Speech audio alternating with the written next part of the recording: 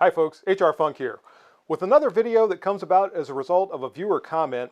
And this comment actually came in on a video 2 or 3 months ago, and I don't remember exactly which video it was, but the individual who posted the comment mentioned that he transitioned from carrying a handgun chambered for the 45 ACP cartridge to one chambered for a 9mm Parabellum cartridge because he had fired the 45 ACP into a phone book and the phone book stopped the bullet from the 45.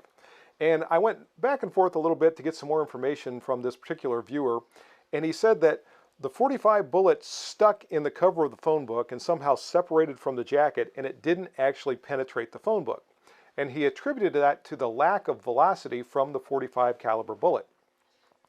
With the 9mm, he said that it penetrated farther because of its higher velocity. So the more I thought about that, the more I thought, this is kind of odd, and it might be fun to test this out a little bit, because when we think about modern defensive bullets, they are engineered to function properly in a fluid medium, like tissue. A book is actually fairly solid, especially when it's compressed together. Unfortunately, there aren't very many phone books available these days for me to use for this particular test. So my wife was cleaning out her office the other day, and she had a bunch of these old, outdated law books. And this one is pretty close to what we would have in the old days with a phone book. It has the laminated paper cover, and the pages inside are about the same thickness as a phone book. So I decided this would make a pretty good stand-in for the phone book that I can't find anymore. So I went out to the range a few days ago, and I took 5 handguns with me and 6 different types of defensive ammunition, and I fired them into my simulated phone book.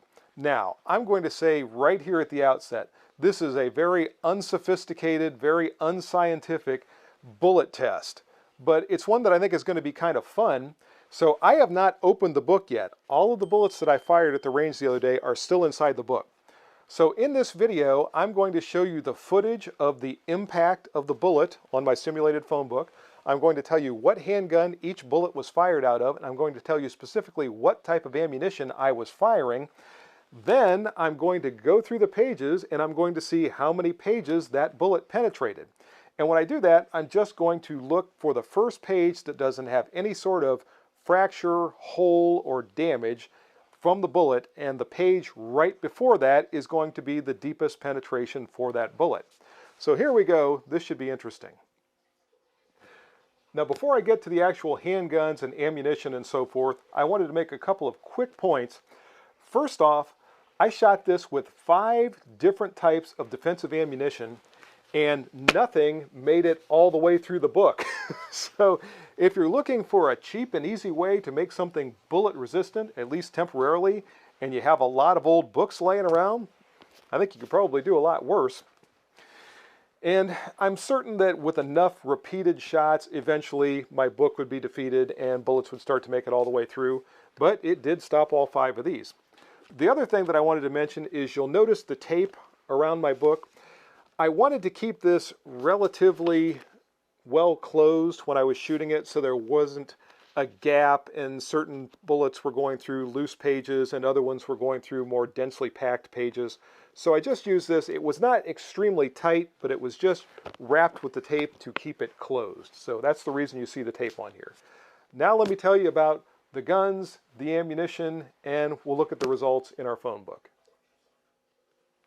So I decided to start out with smaller, less powerful cartridges and then work my way to the bigger and more powerful cartridges.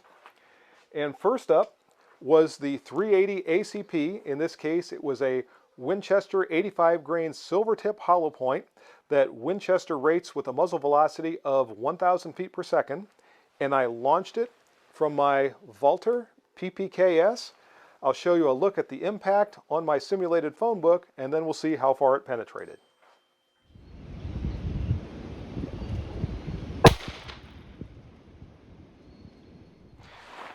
Okay, let's take a look at the 380 ACP Performance.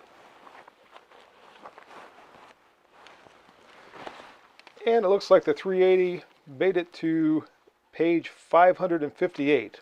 for its maximum penetration. 559 is the first one that shows nothing but just maybe a little bit of a crease, but there is no fracture in the paper. I'll flip back through the pages and see if I can recover that 380 bullet, which I suspect is not going to be too difficult.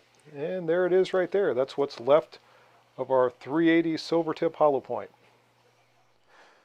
Next up was the 38 Special cartridge. And for this particular test, I used my Smith & Wesson 4-inch Model 686 that you see here. And for the ammunition, I used a Hop Munitions 158 grain jacketed hollow point with a rated muzzle velocity of 850 feet per second. Let's take a look at how it performed.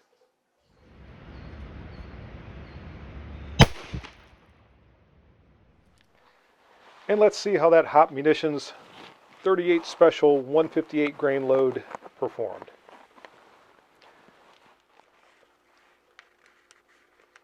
And I believe that is just a crease there. This is definitely a crack. So the 38 Special made it to page 728 in our simulated phone book. And for everyone who's interested, there is our 38 bullet. And didn't fare too badly traveling through our simulated phone book. See if I can focus that a little bit better.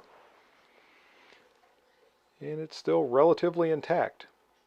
Not surprising for its slower velocity. And I will set that off to the side and we'll move on. Next, it was time to try something with a little bit more steam. This time around, I again used my 4-inch Smith & Wesson Model 686 revolver, but the ammunition this time was Fiocchi 158 grain full power 357 Magnum ammunition, which features the use of a Hornady 158 grain XTP bullet at a rated muzzle velocity of 1220 feet per second. By the way, folks, I was going to take my chronograph out there and get actual velocities at the point of impact with the book, but the wind was blowing so hard when I was at the range the day I was recording this that I was afraid it would blow my chronograph away to the land of Oz. So I'm going with the manufacturer's rated velocities. Again, this is unscientific, unsophisticated, but here's how the 357 Magnum did.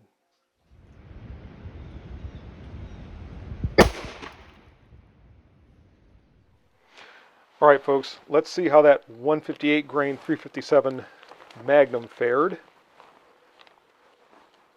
There's the bullet, finally, that we came across on page 469. I'll go ahead and pull that out while I'm in the process. And there is not a whole lot of that bullet left. In fact, the jacket apparently came off somewhere as it was traveling through the book. Maybe I'll go back through and see if I can find the jacket. And this is just a crease. So that made it to page number 1811. So our maximum penetration is going to be 1810. Next, it was time to try that 9mm cartridge that my viewer mentioned back in the original post that started this whole thing. And for this test, I used my Beretta M9, and the ammunition this time around was 124 grain plus P Winchester Ranger, and it has a rated muzzle velocity of 1180 feet per second, and here's how it went when I shot it into my simulated phone book.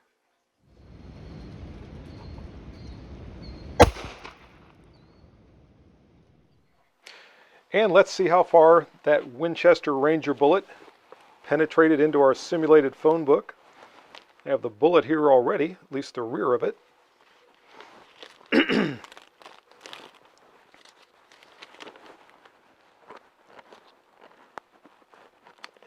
it appears the bullet itself fragmented somewhat. There's a crease in this page, but it didn't actually crack it. So it looks like this was our maximum penetration right here. There is a crack in that page, and this is page number 1643. So 1643 for the 9mm. And there's what's left of that Winchester Ranger bullet. It did not have a good trip through the book. And there are little pieces of it going all over the bench and all over my floor. Next, it was time to try the 40 Smith & Wesson cartridge. And for this test, I launched the bullet from my Smith & Wesson M&P 40 core pistol, and the ammunition was Speer 165 grain gold dot ammunition with a muzzle velocity of 1,150 feet per second. Here's how it went.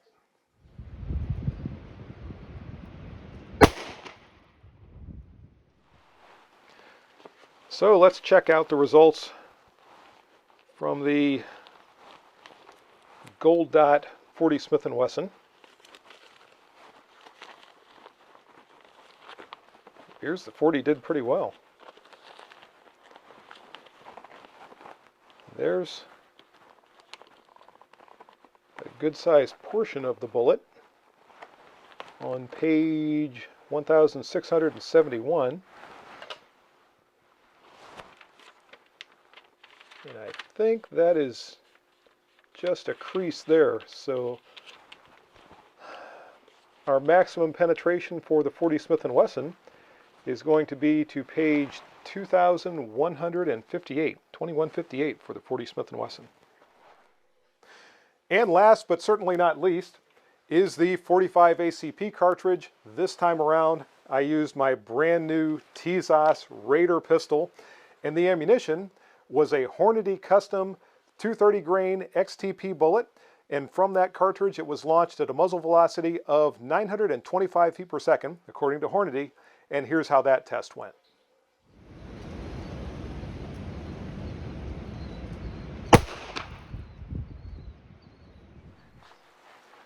And let's see how the 45 did. Looks like our first page with no damage.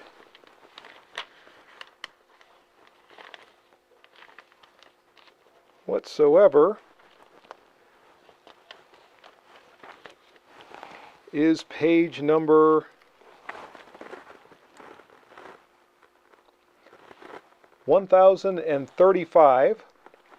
I can see a slight crack in the page right before that.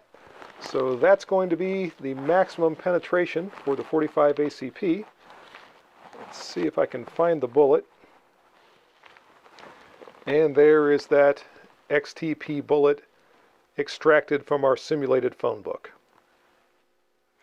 And for anyone who might want to recap, here it is. The 380 ACP, which was the 85 grain silver tip, penetrated to page 558. The 38 Special 158 grain hot munitions jacketed hollow point penetrated to page 728.